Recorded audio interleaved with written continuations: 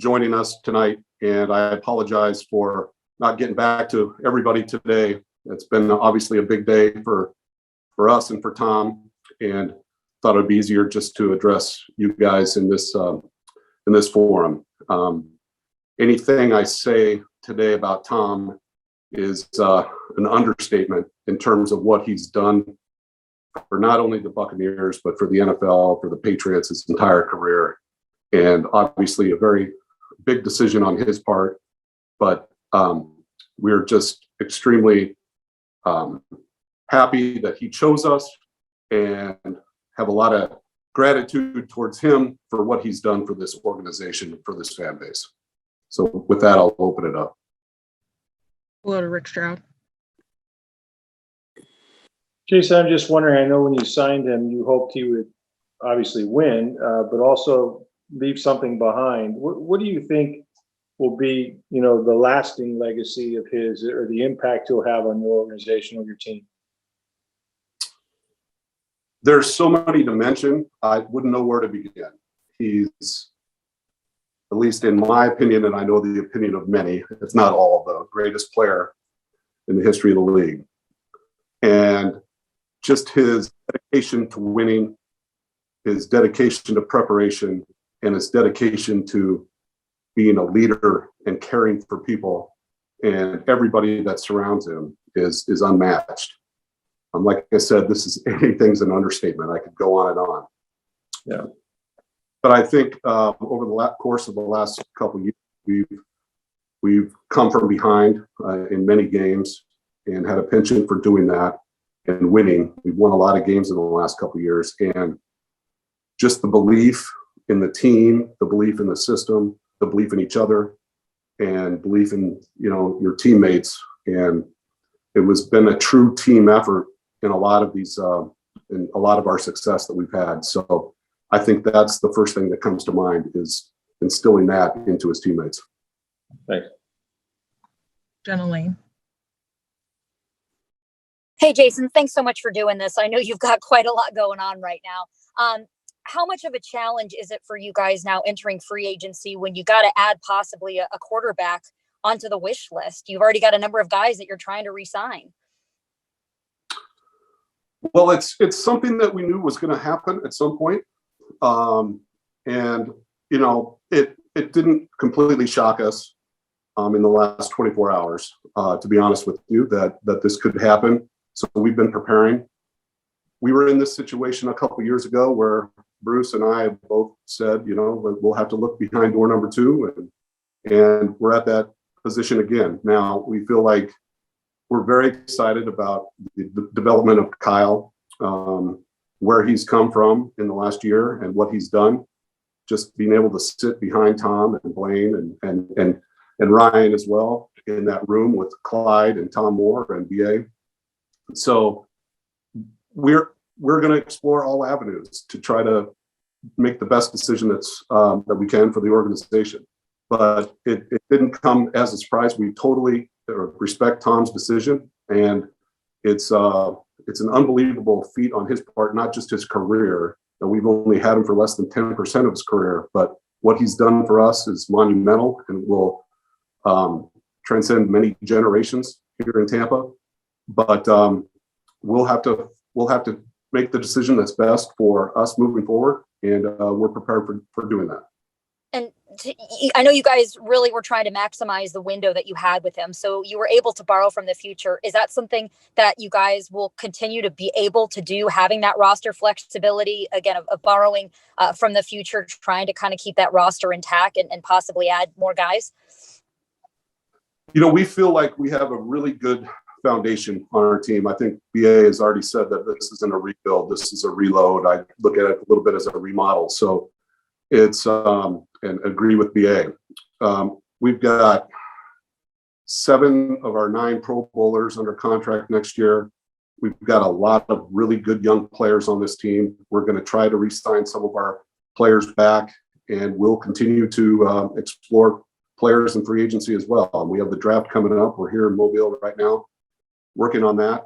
So we do not feel at all like we're in a situation where we have to completely start from scratch with this roster whatsoever. We have a lot of good players that a lot of teams are very wish they were in our position. Greg Allman. Hey, Jason, obviously having Tom here changed things so much in terms of the expectations and the high level it's set for being a playoff team, being a contender. How important in these next 6 weeks here before free agency is it to find a quarterback that allows you to continue that as you get other people to weigh their decisions about coming back as free agents this spring? Well, I think it's important that we just look at the entire team as well. Now, this is we've had, like I said, in the last couple of years, we've won a lot of games, and it's been a team effort. And Tom will be the first to tell you that. Tom is an unbelievable quarterback, the best. And we'll have to make decisions and figure out what we think is the best decision moving forward for the Buccaneers. Whether that's someone in house, whether that's there's the draft, there's trades, there's free agency. So we've been working on it right now. Now today isn't the day that I want to give out our plan of what we're going to do. It's more kind of celebrating Tom and what he's done for us, and which has been very substantial to say the least. Thanks, Jason. Sarah Walsh. Hey, Jason, we talk so much about, this bar that Tom sets. And for you and Spytech and these guys in the front office, you guys have sort of set this insane bar over the last 2 years, right? So 2 years ago in this position, we're in an off season, and then you guys come out with this announcement that Tom Brady's here, right? Like, so no matter what, can you just speak about personally? I mean, this is a tough act to follow up, right? Like, there is no Tom Brady that's coming, right? You can't replace a Tom Brady. So for you personally, as you try to fill this and you reflect back to where you were 2 years ago and what you've done, what do you do for an encore in a situation like that? Well, I guess that remains to be seen. I have a lot of faith. I know Bruce does as well. I know our entire coaching staff, my staff, the entire building has a lot of faith in the players that we have on this team, and we'll continue to add. I think that the experience that they've had in the last couple of years has made this team a lot better. There is no replacing. You're not going to find another Tom Brady, but you can find a good player, and you can develop good players, and everyone will step up, and they've learned throughout the last couple of years how to do that. And I think just the experience that they've had the last couple of years playing with Tom Brady is just something that are lessons that are invaluable. So we're very excited about the future still. We're very excited about the team that we have, and we'll just continue to march forward. We'll go to Ira Kaufman. Hey, Jason, just want to talk to you about where this franchise is at this moment. Jason, 29-10, Vince Lombardi Trophy. You had a lot of good players in their prime, Jason. So when you add all that up, wouldn't it be tough to hand the keys over under center to an inexperienced quarterback at this stage of where the franchise is?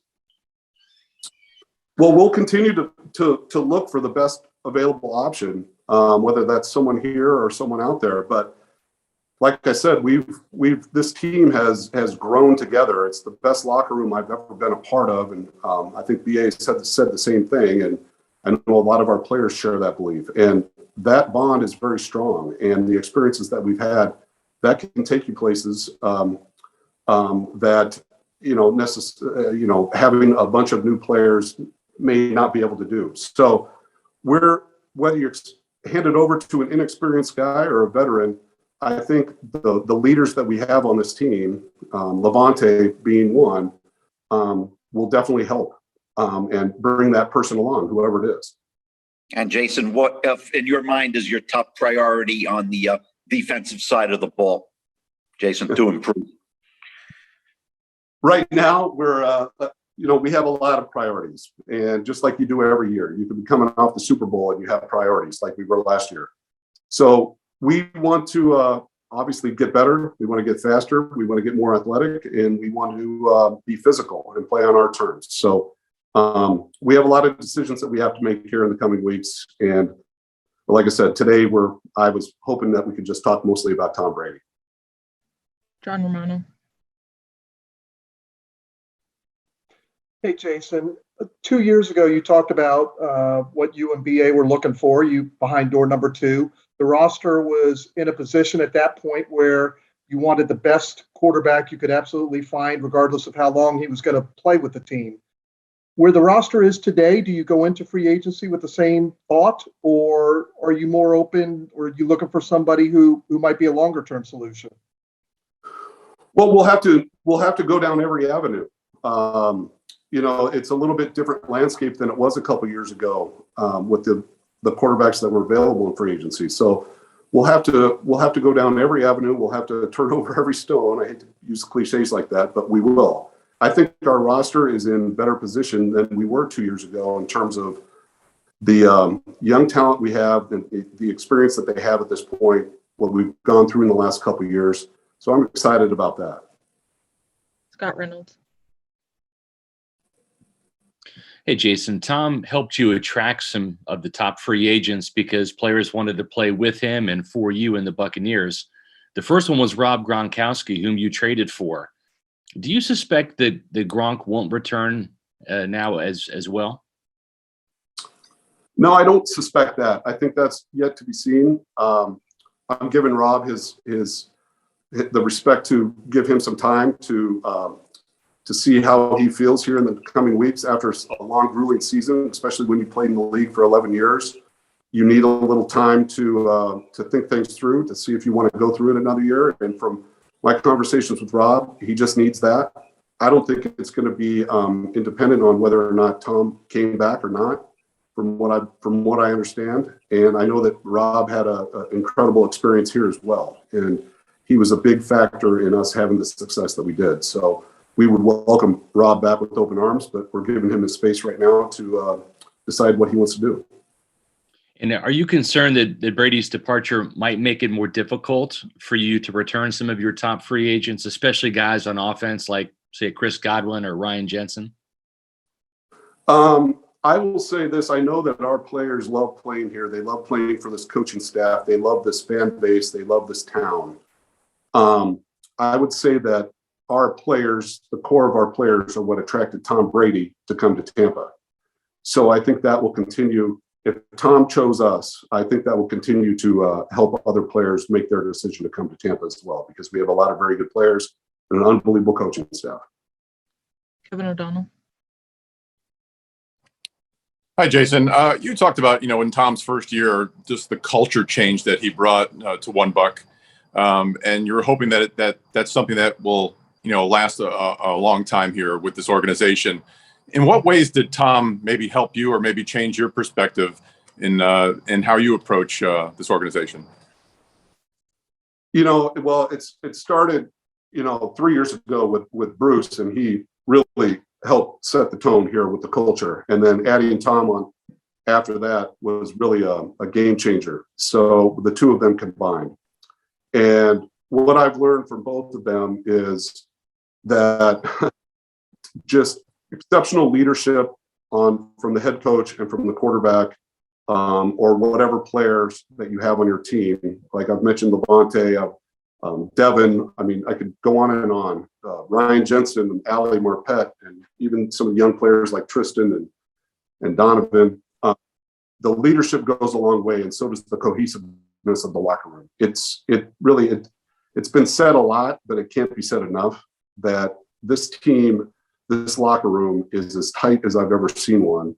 And I think that was the key to us, one of the major keys, in addition to having Tom Brady and Bruce Arians as our head coach, to us winning. So I think that will continue. We're losing a legend in Tom, and no one wants to lose a legend. But the lessons that he's provided for these guys with his actions and his leadership, along with our head coach, who we still have, are going to continue to let our team continue to build on it, and we're going to have continued success because of it. I'm confident in that. Was there any concern with Bruce? I mean, obviously, he turned 70 this year. I don't think he wants to be around for a rebuild. You mentioned remodel. So does he see the plan in place that he's happy with? That obviously he said he wants to stay. There must be something there that he sees that he has a positive outlook for. Bruce sees a lot of really good players on this team. He sees a very close relationship between myself and him the front office and the coaches, which is very hard to find in this day and age of sports. When it's this close, it usually breeds success, and we have that, and it's such a rarity that he doesn't want to leave on this yet. So I can't say enough good things about Bruce and our relationship, but not just our relationship, but the relationship between the coaches in the front office and everybody in that building. We have time for a few more. We'll go back to Greg Allman. Hey, Jason, as you guys navigate a lot of decisions this spring, up against it tight with the salary cap, you guys had made moves with Tom's contract this time a year ago to create some cap space, and those set up a bonus that's supposed to be paid this week, and also potential repayment if he retired. Is it reasonable to think that those two will kind of be a wash and cancel each other out? Yeah, that's really a moot point. We've been talking with Tom's agents. We have a great relationship with Don and Steve Dubin and Don Yee, and we've been talking about that. That's really a moot point, and we knew that if this we were in this scenario that we would be able to work that out. So that's, besides, I don't like to talk about contracts publicly, but we'll be able to work that out. Jenna Lane. Jason, I know it was really important for Tom to call you guys and to let you guys know of his intentions before putting out an announcement. If you could, are there any things that you can share from that conversation with Tom, between you and Tom, and what that was kind of like for you? And also, if I may, does this in any way speed up the timetable for Kyle Trask's development? Well, I like to keep conversations as confidential as possible, but I will say that Tom and I have a unbelievable relationship built on trust. Both of us held true to our word from when we started together here. I feel this is not about me, but I feel extraordinarily lucky that I was there from Tom's beginning to his end. His first pass, his last pass, his first touchdown, last touchdown. So that's pretty cool. I'll be able to tell my grandchildren about that, hopefully, at some point. But the call that he made when he chose us, and then the call that he made to me last night when he made his final decision, they're on different ends of the spectrum, but at the same time, they're both very special and both special moments to talk to an hour or whatever it was with him. I don't necessarily think that we need to speed up the process with Kyle, because I think we have him on a good track right now, and he's been well coached, and he's had the unbelievable resources to lean on to get to where he is right now. But we'll see where that goes. We don't want to rush anybody, but it's been I couldn't think of a better experience for a young quarterback to spend his rookie year than with the greatest player of all time. Rick Stroud. Jason, you don't pick first overall, that's for sure. You're where you want to be, down at the bottom. But with respect to quarterbacks, have you changed your sort of philosophy? I mean, you have a team that's ready to win now. You see the Rams, what they did with Matthew Stafford. Is it harder to develop quarterbacks now or to wait on them? You went that path with Jameis Winston, and 5 years went by without much success there. I think it all depends upon the team that's around you, that's around them, the talent that you have, which I think we have great talent, and the coaching staff, which I feel like we have a great coaching staff that got, in Kyle's case, from day one. So I think it all depends. It seems easy to fans to feel like we can just go ahead and offer a trade to bring a great quarterback in here, but the teams you're talking to are then going to be looking for a quarterback. So it's no one wants to be in a position where they don't have a quarterback, and we feel very, very fortunate. And we're not crowning Kyle as the heir apparent yet, but we feel very fortunate that we got him when we did last year, because where he stacks up with quarterbacks in this year's draft, it's going to be, everybody is going to have their own opinion, but I feel pretty good about where he stacks up with these quarterbacks. So I feel like we made a good decision last year. We'll finish with Joey Knight and then Sarah Walsh. Jason, like you said, you've been with Tom since day one. The whole world knew what you were getting when he signed a couple years ago, but did he Not- even exceed? Not the whole world. Did he even exceed your expectations? Was this 2 years even better than you thought it would be? That's hard to say. I had the experience with him. I knew what he was going to be like. You never know how it's going to. There's so many factors that can go into play that are outside of the realm of the quarterback and the head coach and the GM and the team.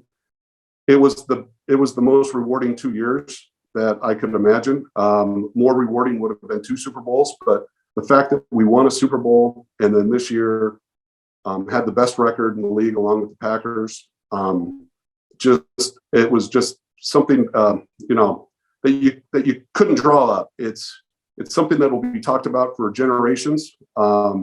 It's awesome for me to see whenever I'm in different parts of the country, to see people with Buccaneer jerseys, to see young kids wearing Tom Brady jerseys. I think it's just it's an unbelievable fairy tale story that we'll be talking about forever.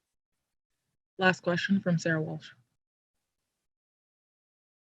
So on that note, Jason, when you talk about it being an unbelievable fairy tale, and this is the end of that chapter, can you just take us back to that night? And I know you don't want to share the confidential conversation you had with Tom when he said, "I'm coming here," but when you hung up the phone and you went to bed that night, can you just describe what that evening before it broke to the world, what it was like for you knowing, hey, I just got Tom Brady to come here?